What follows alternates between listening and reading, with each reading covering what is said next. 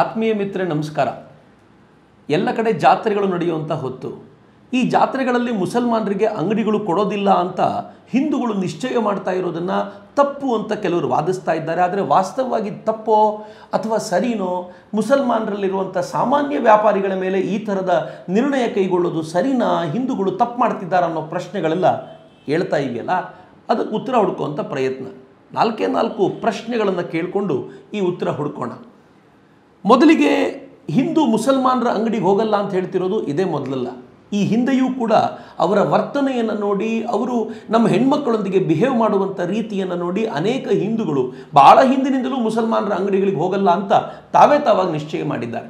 ಹೀಗಾಗಿ ಅವರು ಕಡಿಮೆ ಇಲ್ಲ. ಅನೇಕ ಕಡೆಗಳಲ್ಲಿ ತಾವು ಅಂಗಡಿ ನಡೆಸ್ತಾ ಇದ್ದರೂ ಹಿಂದೂ ದೇವತೆಗಳ ಹೆಸರನ್ನಿಟ್ಟು ಆ ಅಂಗಡಿಗಳನ್ನು ನಡೆಸೋದ್ರ ಮೂಲಕ ಹಿಂದೂಗಳನ್ನು ಅಟ್ರ್ಯಾಕ್ಟ್ ಮಾಡುವಂಥ ಪ್ರಯತ್ನ ಮಾಡ್ತಿದ್ದಾರೆ. ಇತ್ತೀಚೆಗೆ ಇಂಥದ್ದೊಂದು ವಿಡಿಯೋ ವೈರಲ್ ಕೂಡ ಆಗಿತ್ತು. ಅನೇಕ ಕಡೆಗಳಲ್ಲಿ ಈ ರೀತಿ ಇರುವಂಥ ಬಾಂಧವ್ಯದ ಕಾರಣಕ್ಕೋಸ್ಕರ ಹಿಂದೂ ಮುಸಲ್ಮಾನರ ಈ ಪ್ರತ್ಯೇಕತೆಯ ಹೊತ್ತಲ್ಲಿ ಇವತ್ತು ಜಾತ್ರೆಗಳಲ್ಲಿ ಅವರಿಗೆ ಅವಕಾಶ ಕೊಡಲ್ಲ ಅಂತ ಹೇಳ್ತಿರೋದು ಎಷ್ಟು ಸರಿ? ಇದನ್ನು ಕೇಳಬೇಕಾದ್ರೆ ಮೊದಲನೇ ಪ್ರಶ್ನೆ ನಾನು ಕೇಳಿಕೊಳ್ಳೋದು, ಗಲಾಟೆಯನ್ನು ಶುರು ಮಾಡಿದ್ದು ಯಾರು? ಹಿಂದೂಗಳು ಮೊದಲು ಶುರು ಮಾಡಿದ್ರು ಅಥವಾ ಮುಸಲ್ಮಾನರೇ ಶುರು ಮಾಡಿದ್ರು ಅಂತ ಕೇಳಿದರೆ ನಿಸ್ಸಂಶಯವಾಗಿ ಮಿತ್ರರೇ ಇದನ್ನು ಶುರು ಮಾಡಿದ್ದು ಮುಸಲ್ಮಾನರೇ. ಹೇಗೆ ಅಂತ ನಾನು ಹೇಳ್ತೀನಿ ನಿಮಗೆ. ಹಿಂದೂಗಳೊಂದಿಗೆ ವ್ಯಾಪಾರ ನಿಷಿದ್ಧ ಅಂತ ಅವ್ರು ಹೇಳಿದ್ದಲ್ಲದೆ, ತಮ್ಮ ವ್ಯಾಪಾರ ಅಥವಾ ತಾವು ಹಿಂದೂಗಳೊಂದಿಗೆ ವ್ಯಾಪಾರ ಮಾಡಿದರೂ ಅದರ ಲಾಭ ಮುಸಲ್ಮಾನರಿಗೆ ಬರಬೇಕು ಅಂತ ನಿಶ್ಚಯ ಮಾಡಿ ಹಲಾಲ್ ಅನ್ನೋದನ್ನು ವ್ಯಾಪಕವಾಗಿ ಶುರು ಮಾಡಿದ್ಯಾರು? ಹೌದು, ಹಲಾಲ್ ಅನ್ನೋದು ಇಸ್ಲಾಂನಲ್ಲಿ ಮೊದಲಿಂದಲೂ ಇತ್ತು. ಆದರೆ ಕಳೆದ ಒಂದೆರಡು ದಶಕಗಳಲ್ಲಿ ಇದನ್ನು ವ್ಯಾಪಕವಾಗಿ ಬಿಸ್ನೆಸ್ ಮಾಡೆಲ್ ಆಗಿ ಡೆವಲಪ್ ಮಾಡ್ತಾ, ಹಿಂದೂಗಳೊಂದಿಗೆ ಅಲ್ಲದೆ ನಾನ್ ಮುಸ್ಲಿಮ್ಸ್ ಯಾರೊಂದಿಗೂ ಕೂಡ ಬಿಸ್ನೆಸ್ ಮಾಡಬಾರ್ದು, ಮಾಡಿದ್ರೂ ಕೂಡ ಅದರ ಪ್ರಾಫಿಟ್ ಮ್ಯಾಕ್ಸಿಮಮ್ ಮುಸಲ್ಮಾನರೇ ಉಣ್ಣಬೇಕು ಎನ್ನುವಂಥ ಪ್ರಯತ್ನಕ್ಕೆ ಮೂಲವಾಗಿರುವಂಥದ್ದು ಹಲಾಲ್ ಅಂತ. ಮೊಘಲರು ಹಿಂದೂಗಳಾಗಿರೋದಕ್ಕೆ ನಮಗೆ ಜಜಿಯಾ ಅನ್ನುವಂಥ ಟ್ಯಾಕ್ಸ್ ಹಾಕ್ತಿದ್ರಲ್ಲ, ಆ ಟ್ಯಾಕ್ಸ್ನ ಮತ್ತೊಂದು ರೂಪ ಹಲಾಲ್ ಅಂತ ಹೇಳಿದ್ರೆ ತಪ್ಪಾಗಲಿಕ್ಕಿಲ್ಲ. ಏನಿದು ಹಲಾಲ್? ನನ್ನ ಎರಡನೇ ಪ್ರಶ್ನೆ. ಕುರಾನ್ನ ಸುಮಾರು 56 ಆಯತ್ಗಳಲ್ಲಿ ಹಲಾಲ್ನ ಉಲ್ಲೇಖ ಬರುತ್ತೆ.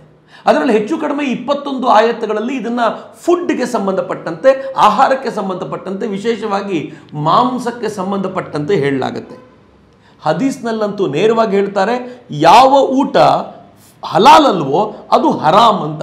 ಹರಾಮ್ ಅಂತಂದರೆ ನಿಷಿದ್ಧವಾಗಿರುವಂಥ ಪದಾರ್ಥ, ಹಲಾಲ್ ಅಂತಂದರೆ ಭಗವಂತನಿಗೆ ಸಮರ್ಪಿಸಿರುವಂಥ ಪದಾರ್ಥ. ಅನುಮಾನವೇ ಇಲ್ಲ, ಇಷ್ಟೇ ವಿಚಾರಗಳಲ್ಲಿ ಸರಿ. ಹಲಾಲ್ನ ರೂಲ್ ಏನಿದೆ ಅಂತಂದರೆ, ಇವೆಲ್ಲದರ ಕುರಾನ್ ಮತ್ತು ಹದೀಸ್ಗಳ ಪ್ರಕಾರ ಯಾವುದಾದ್ರೂ ಪ್ರಾಣಿಯನ್ನು ಊಟಕ್ಕೆ ಅಂತ ಕೊಲ್ಲೋದಕ್ಕಿಂತ ಮುಂಚೆ ಆ ಪ್ರಾಣಿ ಬದುಕಿದೆ ಅಂತ ಖಚಿತಪಡಿಸ್ಕೊಳ್ಬೇಕು. ಸತ್ತ ಪ್ರಾಣಿಯ ಮಾಂಸವನ್ನು ತಿನ್ನುವಂತಿಲ್ಲ ಅಂತ ಹೇಳೋದು ಹಲಾಲ್ನ ಮೊದಲನೇ ಉದ್ದೇಶ. ಎರಡನೇದು, ಹಲಾಲ್ ಮಾಡುವಾಗ ಯಾವ ಪ್ರಾಣಿಯನ್ನು ಕತ್ತರಿಸ್ತೀವೋ ಅದರ ವಿಂಡ್ ಪೈಪನ್ನು ಕತ್ತರಿಸಲಾಗುತ್ತೆ. ಅಲ್ಲಿರುವಂಥ ಒಂದು ವೇಯ್ನನ್ನು ಸರಿಯಾಗಿ ಕತ್ತರಿಸಿದರೆ ಅದರಿಂದ ಅಷ್ಟೂ ರಕ್ತ ಹೊರಗೆ ಬರೋವರೆಗೂ ಕಾಯಲಾಗುತ್ತೆ. ಹೊರಗೆ ಬಂದ ಮೇಲೆ ಆನಂತರ ಮಾಂಸವನ್ನು ಪೂರ್ಣ ಪ್ರಮಾಣದಲ್ಲಿ ಕಡಿಯಲಾಗುತ್ತೆ. ಹೀಗೆ ಕತ್ತನ್ನು ಕಡಿಬೇಕಾದ್ರೆ ಬಿಸ್ಮಿಲ್ಲಾಹ್ ಅಲ್ಲಾಹು ಅಕ್ಬರ್ ಅಂತ ಹೇಳಬೇಕು, ಕಲಿಮಾ ಓದಬೇಕು. ಬಿಸ್ಮಿಲ್ಲಾ ಅಂತಂದ್ರೆ ಇನ್ ದ ನೇಮ್ ಆಫ್ ಅಲ್ಲಾ, ಅಲ್ಲಾಹನ ಹೆಸರಿನಲ್ಲಿ. ಕಲಿಮಾ ಅಂತಂದ್ರೆ ಆ ಕಲಿಮಾದಲ್ಲಿ ಹೇಳಲಾಗುತ್ತೆ ಅಲ್ಲಾ ಒಬ್ಬನೇ ದೇವರು, ಮೊಹಮ್ಮದ್ ಪೈಗಂಬರು ಅವರ ಪ್ರಾಫೆಟ್, ಅವರ ಪ್ರವಾದಿಗಳು ಅಂತ ಹೇಳುವಂಥ ಈ ವಾಕ್ಯವನ್ನು ಹೇಳಿಕೊಂಡೇ ಕಟ್ ಮಾಡಬೇಕು ಅನ್ನೋದು ಈ ಯಾವುದೇ ಒಂದು ವಸ್ತುವನ್ನು ಹಲಾಲ್ ಅಂತ ಹೇಳೋದಕ್ಕೆ ನಿರ್ಧಾರಕ್ಕೆ ಕಾರಣವಾಗುತ್ತೆ. ಅದರ ಅರ್ಥ ಏನು ಅಂತಂದರೆ, ಯಾರು ನಾನ್ ಮುಸ್ಲಿಮ್ಸೋ ಅವರು ಹಲಾಲ್ ಆಗಿರುವಂಥ ಪ್ರಾಡಕ್ಟನ್ನು ತಯಾರು ಮಾಡೋದು ಸಾಧ್ಯವೇ ಇಲ್ಲ ಅಂತ. ಸುಮ್ಮನೆ ನೇರವಾಗಿ ನೋಡೋದಾದರೆ, ನಾವು ಊಟ ಮಾಡಬೇಕಾದ್ರೆ ಅನ್ನಪೂರ್ಣೆ ಸದಾಪೂರ್ಣೆ ಶಂಕರ ಪ್ರಾಣವಲ್ಲಭೆ ಅಂತ ಹೇಳ್ಕೊಳಲ್ವಾ? ನಾವು ಊಟ ಮಾಡಬೇಕಾದ್ರೆ ದೇವರ ಮಂತ್ರಗಳನ್ನು ಹೇಳ್ಕೊಂಡು ದೇವರಿಗೆ ಸಮರ್ಪಣೆ ಮಾಡಿ ತಿನ್ನಲ್ವಾ? ಹಾಗೆ ಮಾಂಸವನ್ನು ಕಟ್ ಮಾಡೋಕ್ಕಿಂತ ಮುಂಚೆ ಅದನ್ನು ಭಗವಂತನಿಗೆ ಸಮರ್ಪಿಸಿ ತಿನ್ನೋದು ಅಂತ ಹೇಳೋದನ್ನು ನೀವು ಹಲಾಲ್ ಅಂತ ಸುಲಭಕ್ಕೆ ಕರಿಬೋದು.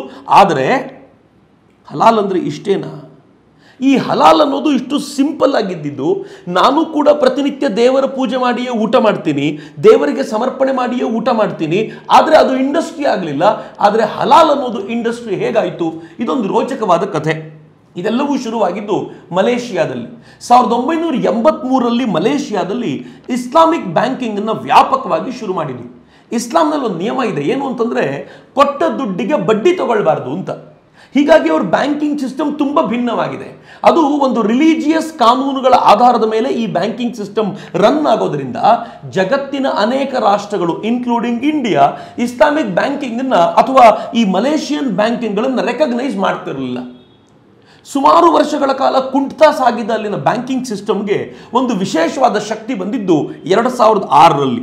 ಹಲಾಲ್ ಇಂಡಸ್ಟ್ರಿ ಡೆವಲಪ್ಮೆಂಟ್ ಕಾರ್ಪೊರೇಷನ್ನ 2006ರಲ್ಲಿ ಮಲೇಷಿಯಾದಲ್ಲಿ ಶುರು ಮಾಡಲಾಯಿತು. ಅಂದರೆ ಇಸ್ಲಾಮಿಕ್ ಬ್ಯಾಂಕಿಂಗಿಗೆ ಪೂರಕವಾಗಿ ಹಲಾಲ್ ಅನ್ನೋದನ್ನ ಒಂದು ಇಂಡಸ್ಟ್ರಿಯಾಗಿ ಡೆವಲಪ್ ಮಾಡಬೇಕು ಅಂತ. ಯಾವುದನ್ನ ಒಂದು ನೈತಿಕ ಆಚಾರದ ಪದ್ಧತಿ, ಏನಾದರೂ ತಿನ್ನೋಕ್ಕಿಂತ ಮುಂಚೆ ಭಗವಂತನಿಗೆ ಸಮರ್ಪಿಸಬೇಕು ಅಂತ ಹೇಳುವಂತ ಒಂದು ನೈತಿಕ ಚೌಕಟ್ಟಿತ್ತೋ ಅದನ್ನೇ ಇಂಡಸ್ಟ್ರಿಯಾಗಿ ಕನ್ವರ್ಟ್ ಮಾಡುವಂಥ ಉಪಾಯವನ್ನ ಮಲೇಷಿಯಾ ಮಾಡಿತು. 2013ರಲ್ಲಿ ಇದರ ಹಿನ್ನೆಲೆಯಲ್ಲೇ ಕೌಲಾಲಂಪುರದಲ್ಲಿ ವರ್ಲ್ಡ್ ಹಲಾಲ್ ಫೋರಂ ಸಮಿಟ್ ಅನ್ನ ಅವರು ಆಯೋಜಿಸಿದ್ರು. ಇಲ್ಲಿ ಅನೇಕ ತಜ್ಞರನ್ನ ಕರೆಸಲಾಯಿತು. ಒಬ್ಬರಂತೂ ತುಂಬಾ ಸ್ಪಷ್ಟವಾಗಿ ಹೇಳಿದ್ರು, ಈ ಹಲಾಲ್ ಇಂಡಸ್ಟ್ರಿನ ಹೇಗೆ ಡೆವಲಪ್ ಮಾಡಬೇಕು ಅಂತಂದ್ರೆ ಫ್ರಮ್ ಪ್ರೊಡಕ್ಷನ್ ಟು ಫೈನಾನ್ಸಿಂಗ್, ಒಂದು ಹಲಾಲ್ ವಸ್ತುವನ್ನು ಉತ್ಪಾದನೆ ಮಾಡೋದ್ರಿಂದ ಹಿಡಿದು ಅದರ ದುಡ್ಡನ್ನು ಎತ್ತಿಡುವಂಥ, ಲಾಭಾಂಶವನ್ನು ಎತ್ತಿಡುವಂಥದ್ರವರೆಗೂ ಎಲ್ಲವೂ ಕೂಡ ಇಸ್ಲಾಮಿಕ್ ಆಗಿರಬೇಕು. ಆ ಥರ ಹಲಾಲ್ ಇಂಡಸ್ಟ್ರಿಯನ್ನು ಬೆಳೆಸಬೇಕು ಅಂತ ಅವರು ಶುರು ಮಾಡಿದರು. ಇದರ ಪರಿಣಾಮ ಏನಾಯಿತು ಗೊತ್ತಾ? ನೇರವಾದ ಪರಿಣಾಮ ನಮ್ಗೆ ಗೊತ್ತಾಗುತ್ತೆ. 2000ರಲ್ಲಿ ಕ್ರಿಸ್ತಶಕ 2000ರಲ್ಲಿ ಮಲೇಷಿಯಾದ ಇಸ್ಲಾಮಿಕ್ ಬ್ಯಾಂಕ್ಗಳ ಅಸೆಟ್ 6.9% ಇತ್ತು.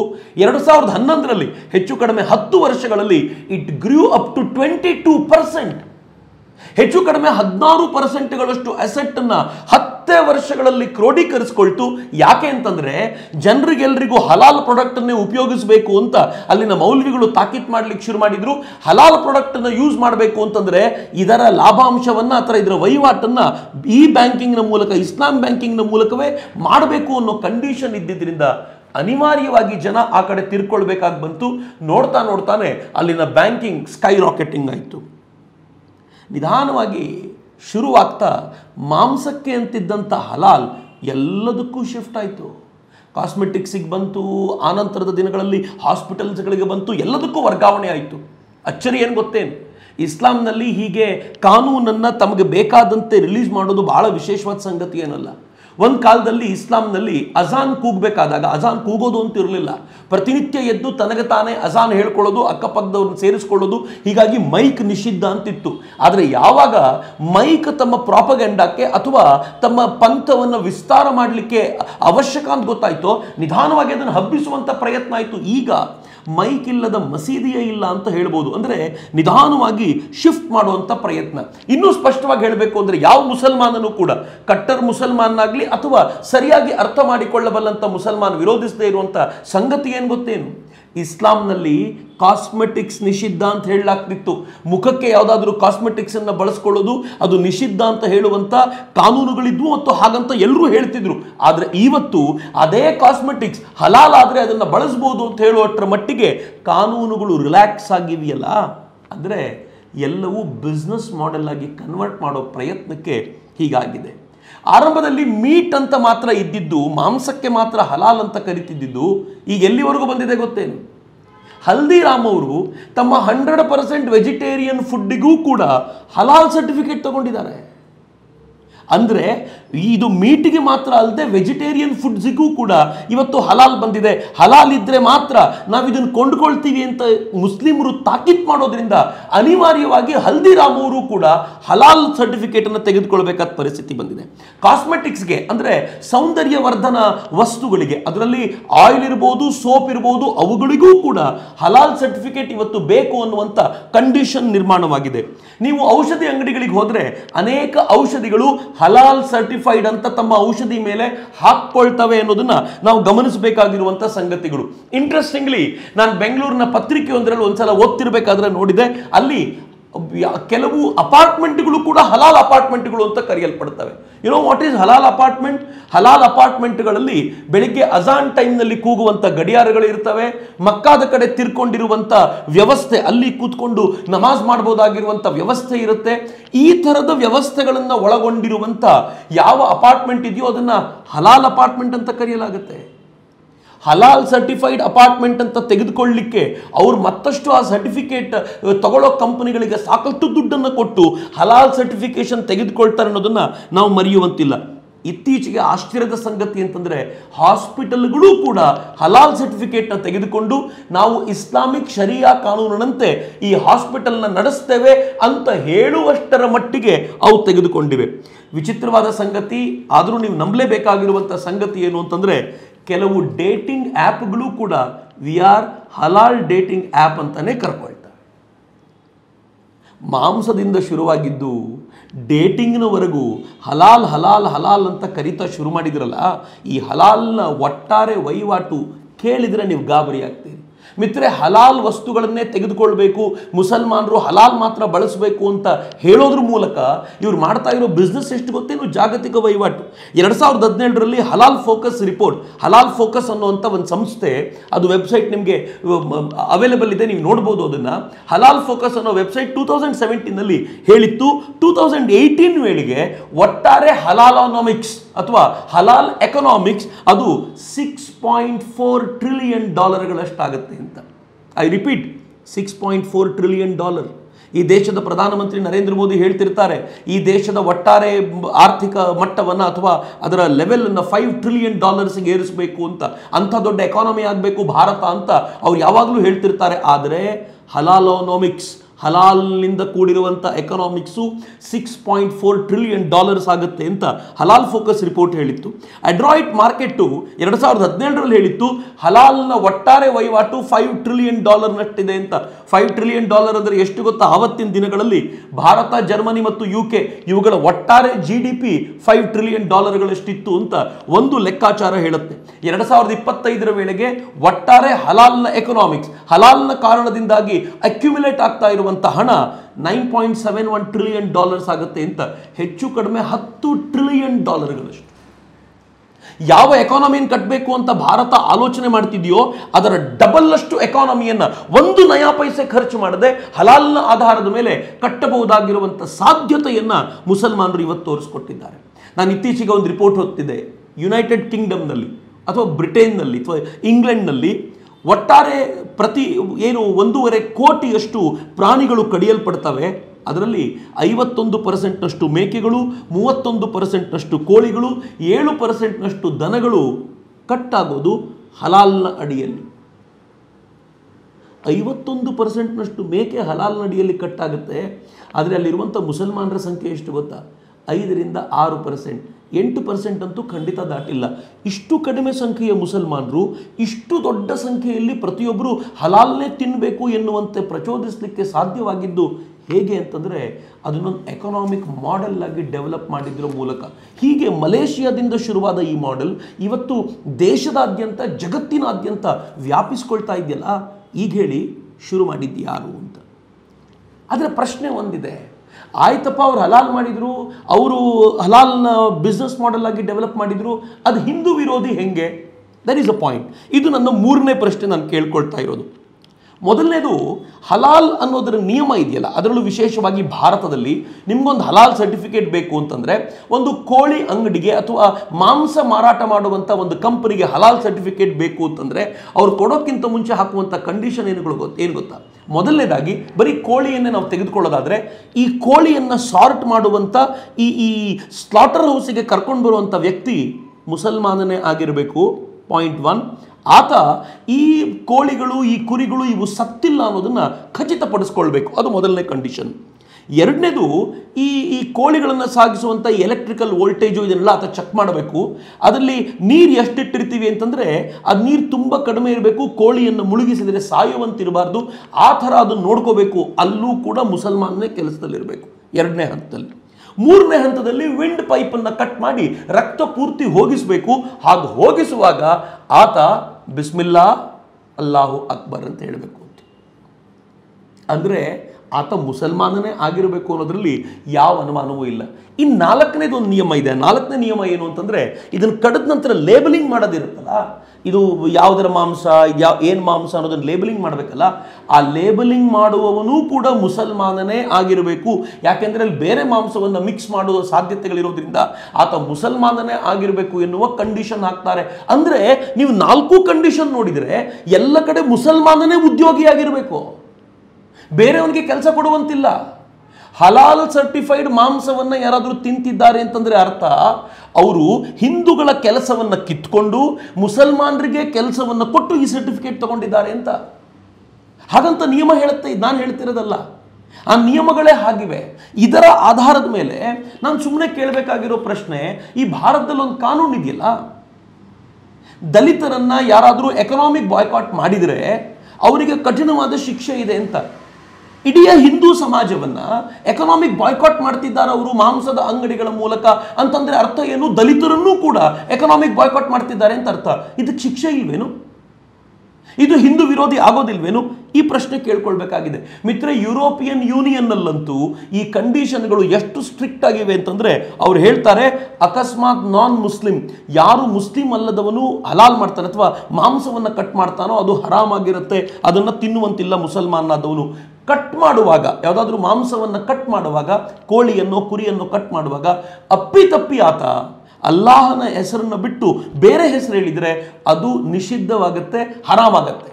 ಅಪ್ಪಿತಪ್ಪಿ ಯಾರಾದರೂ ಅದನ್ನು ಜೈ ಶ್ರೀರಾಮ್ ಅಂತ ಹೇಳಿ ಕಡಿದು ಬಿಟ್ರೆ ಅದು ತಿನ್ನಲಿಕ್ಕೆ ಯೋಗ್ಯವಾದ ಮಾಂಸ ಅಲ್ಲ ಅಂತ. ಹೀಗಾಗಿ ಅಲ್ಲಿ ಮುಸಲ್ಮಾನನೇ ಕೆಲಸ ಮಾಡಬೇಕು ಅಂತ.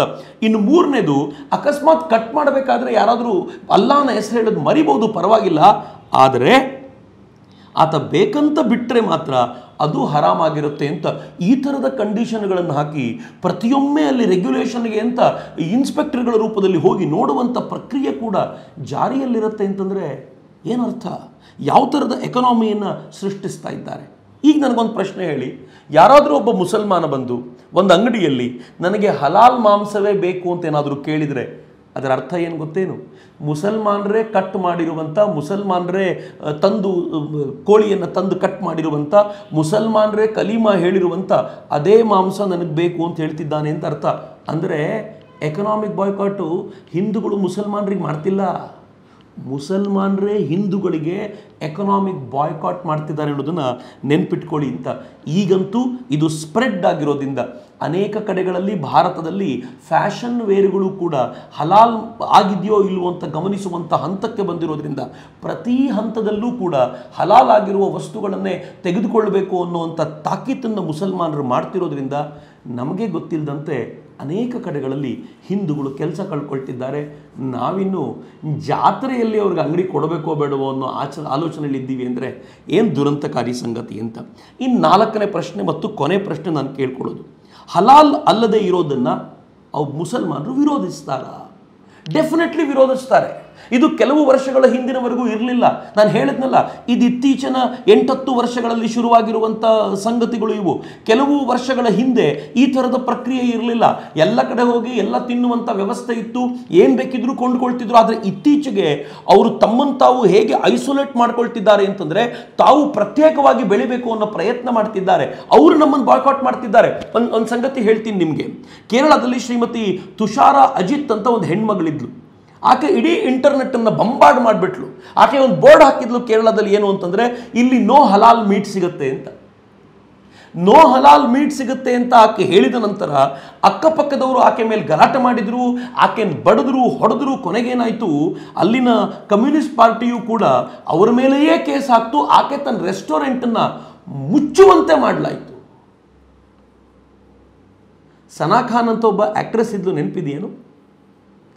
ಸನಾ ಖಾನ್ ಎಲ್ಲ ಬಗೆಯ ಆ್ಯಕ್ಟಿಂಗನ್ನು ಮಾಡಿದಂಥ ಹೆಣ್ಮಗಳು. ಆನಂತರ ಅವರು ಗುಜರಾತಿನ ಬಿಸ್ನೆಸ್ ಮನ್ ಆಗಿದ್ದ ಅನಾಸ್ ಸೈಯದ್ನ ಮದುವೆ ಆಗ್ತಾಳೆ. ಅನಾಸ್ ಸೈಯದ್ನ ಮದುವೆ ಆದಂಥ ಸನಾ ಖಾನ್ ಇದ್ದಕ್ಕಿದ್ದಂತೆ ಇಸ್ಲಾಮಿಕ್ ಚಿಂತನೆಗೆ ತನ್ನನ್ನು ತಾನು ತೆರೆದುಕೊಂಡು ಬಿಡ್ತಾಳೆ. ನಾನು ಇಷ್ಟು ದಿನ ಯಾವುದರಲ್ಲಿದ್ನೋ ಅದರಿಂದ ಘರ್ ವಾಪಸಿಯಾಗಿ ಪೂರ್ಣ ಪ್ರಮಾಣದಲ್ಲಿ ಇಸ್ಲಾಮಿಕ್ ಆಗ್ತಿದ್ದೀನಿ ಅಂತ ಹೇಳಿದ ಆಕೆ, ನೀವು ಕಾಸ್ಮೆಟಿಕ್ಸ್ ಬಳಸಬೇಕು ಅಂತಂದರೆ ಹಲಾಲ್ ಆಗಿರೋ ಕಾಸ್ಮೆಟಿಕ್ಸನ್ನೇ ಬಳಸಬೇಕು, ಅದು ತುಂಬ ಒಳ್ಳೆಯದು ಅಂತ ಪ್ರಚಾರ ಮಾಡ್ತಾಳೆ. ಆಮೇಲೆ ಗೊತ್ತಾಗುತ್ತೆ ಅವಳೇ ಹೊಸದಾಗಿ ಕಾಸ್ಮೆಟಿಕ್ ಕಂಪನಿ ಶುರು ಮಾಡಿದ್ಲು. ಅದನ್ನು ಮುಸಲ್ಮಾನರ ನಡುವೆ ಸ್ಪ್ರೆಡ್ ಮಾಡಲಿಕ್ಕೆ ಆಕೆ ಉಪಯೋಗಿಸಿದ ಐಡಿಯಾ ಅಂತ. ಅಂದರೆ ಒಂದು ಬಿಸ್ನೆಸ್ ಮಾಡೆಲ್ನ ಯಾವ ಥರ ಬಳಸ್ತಿದ್ದಾರೆ, ರಿಲೀಜಿಯಸ್ ಆಗಿ ಜನರನ್ನು ಐಸೋಲೇಟ್ ಮಾಡಲಿಕ್ಕೆ, ಹಿಂದೂಗಳಿಂದ ಪ್ರತ್ಯೇಕ ಮಾಡಲಿಕ್ಕೆ ಯಾವ ಥರ ಬಳಸ್ತಿದ್ದಾರೆ ಅನ್ನೋದಕ್ಕೆ ಸನಾ ಖಾನ್ ಒಳ್ಳೆಯ ಉದಾಹರಣೆ. ಈ ಕಾರಣಕ್ಕೋಸ್ಕರವೇ ಹಿಂದೂಗಳು ಪ್ರತಿಭಟನೆ ಶುರು ಮಾಡಿದ್ದು. ಉತ್ತರಾಖಂಡದಲ್ಲಿ ವೆಲ್ಹೌಸ್ ಸ್ಕೂಲ್, ಒಂದು ಶಾಲೆ, ರೆಸಿಡೆನ್ಷಿಯಲ್ ಸ್ಕೂಲ್ನಲ್ಲಿ ಮಾಂಸವನ್ನು ಮಕ್ಕಳಿಗೆ ಕೊಡ್ತಿದ್ರು. ಈ ಮಾಂಸಕ್ಕೆ ಟೆಂಡರ್ ಕರೆಯುವಾಗ ಹಲಾಲ್ ಮಾಂಸವನ್ನು ಕೊಡಬಲ್ಲಂಥವ್ರು, ಪೂರೈಕೆ ಮಾಡಬಲ್ಲಂಥವ್ರು ಬನ್ನಿ ಅಂತಂದರು. ಅಂದರೆ ಅರ್ಥ ಇರುವ ಕೆಲವು ಸಂಖ್ಯೆಯ ಮುಸಲ್ಮಾನರಿಗೋಸ್ಕರ ಇಡೀ ಸ್ಕೂಲಿಗೆ ಕೊಡಬೇಕಾಗಿರುವಂಥ ಮಾಂಸವೇ ಹಲಾಲಾಗಿರಬೇಕು ಅಂತ. ಅಲ್ಲಿನ ಬಜರಂಗ ದಳದವರು ಗಲಾಟೆ ಮಾಡಿ FIR ಎಲ್ಲ ಆದ ನಂತರ ಹಿಂದೂಗಳಿಗೆ ಹಲಾಲ್ ಮಾಂಸ ಆಗೋದಿಲ್ಲ ಅನ್ನುವಂಥ ಸ್ಪಷ್ಟ ಸಂದೇಶವನ್ನು ರವಾನಿಸಿದ ನಂತರ ಸ್ಕೂಲ್ ತನ್ನನ್ನು ತಾನು ಬದಲಾಯಿಸಿಕೊಳ್ಬೇಕಾಯಿತು. ಇನ್ನು ಫೈನಲಿ ನಮ್ಮೆಲ್ಲರ ಶ್ರದ್ಧೆಗೆ ಗಾಬರಿ ತರುವಂಥ ಸಂಗತಿ ಏನು ಅಂತಂದರೆ, ಕೇರಳದ ಹೈಕೋರ್ಟ್ನಲ್ಲಿ ಒಂದು ದೊಡ್ಡ ಗಲಾಟೆ ಕಳೆದ ವರ್ಷ ನಡೀತು. ಸುದ್ದಿ ಭಾಳ ಆಗಲಿಲ್ಲ. ಗಲಾಟೆ ಏನು ಅಂತಂದರೆ, ಹೈಕೋರ್ಟ್ನ ಎದುರುಗಡೆ ಒಬ್ಬರು ರಿಟ್ ಪಿಟಿಷನ್ ತೊಗೊಂಡು ಹೋಗಿದ್ರು. ಏನಾಗಿತ್ತು ಗೊತ್ತೇನು? ಕೇರಳದ ಅಯ್ಯಪ್ಪ ಸ್ವಾಮಿಯ ದೇವಸ್ಥಾನದಲ್ಲಿ, ಮಂದಿರದಲ್ಲಿ ಪ್ರಸಾದವನ್ನು ಮಾಡಲಿಕ್ಕೆ ಬೆಲ್ಲ ಬಳಸ್ತಿದ್ರಲ್ಲ, ಅದು ಹಲಾಲ್ ಬೆಲ್ಲ ಆಗಿತ್ತು ಅಂತ. ಅಂದರೆ ಇಸ್ಲಾಮಿನ ಪ್ರಕಾರ ತಯಾರಿಸಿದಂಥ, ಶರೀಯತ್ ಕಾನೂನಿನ ಪ್ರಕಾರ ತಯಾರಿಸಿದಂಥ ಬೆಲ್ಲವನ್ನು ಬಳಸಿ ಅಲ್ಲಿ ಪ್ರಸಾದವನ್ನು ಮಾಡ್ತಾಯಿದ್ರು. ಯಾರು ಕೋರ್ಟಿನ ಮೆಟ್ಲತ್ತಿದ್ರು ಅವರು ಸ್ಪಷ್ಟವಾದ ದನಿಯಲ್ಲಿ ಹೇಳಿದರು, ಇಂಪಾಸಿಬಲ್, ನಮ್ಮ ದೇವರಿಗೆ ಮುಸಲ್ಮಾನರ ರೀತಿಯಿಂದ ತಯಾರು ಮಾಡಿದಂಥ ಬೆಲ್ಲದಿಂದ ನಾವು ಪ್ರಸಾದ ಮಾಡಲಿಕ್ಕೆ ಕೊಡಲ್ಲ ಅಂತ. ಮಿತ್ರರೇ, ಇದು ತುಂಬ ಕಿರಿಕಿರಿ ಗಲಾಟೆ ಅಂತ ನಿಮ್ಗೆ ಅನಿಸುತ್ತೆ ಅನೇಕ ಬಾರಿ.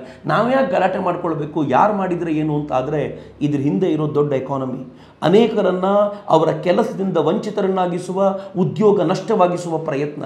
ಈಗ ಪರ್ಸೆಂಟೇಜ್ ಅವರದ್ದು ಇಷ್ಟಿರುವಾಗಲೇ ಹಲಾಲ್ನ ಇಷ್ಟು ವ್ಯಾಪಕವಾಗಿ ಸ್ಪ್ರೆಡ್ ಮಾಡ್ತಾ ಇರೋ ಜನ ನಿಧಾನವಾಗಿ ಅವ್ರ ಪರ್ಸೆಂಟೇಜ್ ಜಾಸ್ತಿ ಆದರೆ, ಅವರ ಸಂಖ್ಯೆ ಜಾಸ್ತಿ ಆದರೆ ಏನು ಮಾಡ್ತಾರೆ ಗೊತ್ತೇನು? ಹಲಾಲ್ ಸರ್ಟಿಫಿಕೇಟ್ ಬೇಕು ಅಂತಂದರೆ ನಿಮ್ಮ ದುಡ್ಡನ್ನು, ವಹಿವಾಟನ್ನು ನಮ್ಮ ಇಸ್ಲಾಮಿಕ್ ಬ್ಯಾಂಕಿನ ಮೂಲಕವೇ ಮಾಡಬೇಕು ಅಂತ ಏನಾದರೂ ನಿಯಮ ತಗೊಂಡು ಬಂದರು ಅಂತಂದರೆ, ನಮ್ಮಲ್ಲಿರುವಂಥ ಬ್ಯಾಂಕ್ಗಳು ಮುಚ್ಕೊಳ್ತಾವಷ್ಟೇ ಅಲ್ಲದೆ ಯಾರ್ಯಾರು ಬಡ್ಡಿ ವ್ಯವಹಾರವನ್ನು ಮಾಡ್ತಾರೋ ಅವರು ಕೂಡ ಮುಂದಿನ ದಿನಗಳಲ್ಲಿ ಈ ವ್ಯವಹಾರಗಳಲ್ಲಿ ಅಥವಾ ಲೋನ್ ಕೊಡುವಂಥ, ಲೋನ್ ತೆಗೆದುಕೊಳ್ಳುವಂಥ ಈ ಪ್ರಕ್ರಿಯೆಯಲ್ಲಿ ಪೂರ್ಣ ಪ್ರಮಾಣದಲ್ಲಿ ತೊಂದರೆಗೆ ಸಿಕ್ಕಾಕೊಳ್ತಾರೆ. ಇವತ್ತು ಜಾತ್ರೆಯಲ್ಲಿ ನಾವೇನು ಅಂಗಡಿ ನಿಷೇಧ ಮಾಡ್ತೀವಿ, ಮುಸಲ್ಮಾನರಿಗೆ ಅಂಗಡಿ ಕೊಡಲ್ಲ ಅಂತ ಹೇಳ್ತಿದ್ದೀವಲ್ಲ, ಇದು 1% ಮಾತ್ರ.